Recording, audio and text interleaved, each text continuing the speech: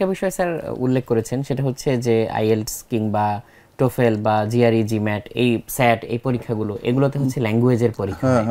So এইখানে যে পরীক্ষাগুলো হয় এটা তো আমাদের প্রচলিত যে পরীক্ষাগুলো হয়ে যাচ্ছে ক্লাস 1 থেকে 12 পর্যন্ত বা ভর্তি পরীক্ষায় যেগুলো হয় এখান থেকে তো একটু আলাদা।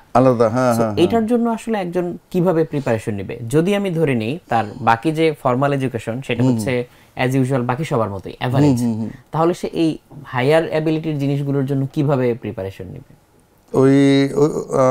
ওইটার জন্য ওই যে আবারও বলতেছি যে গণ যে উপদেশ দেওয়া হয়, একটা দেওয়া হয় যে বিবিসি শুনো, সিএনএন শুনো, টিভি দেখো, সিনেমা দেখো, তাহলে ইংলিশ ভালো হয়ে যাবা। এটা আসলে কাজ হবে? এটা তো আসলে 100% ভুল। ব্যাপারটা হলো মানে ওখানে টিভিতে বা সিনেমায় বা সিএনএন এ যে কথাগুলি বলতেছে ওটা যদি তাকে পড়তে দেওয়া হয় সে কিন্তু পড়েই বুঝবে না। আমাদের সমস্যা হলো আমরা অর্থই বুঝতেছি না। 1 লক্ষাধিক পণ্য আর অসংখ্য সুবিধা নিয়ে আস্থার রকমারি আপনার দরে, যা কিছু দরকারি সাথে আছে রকমারি।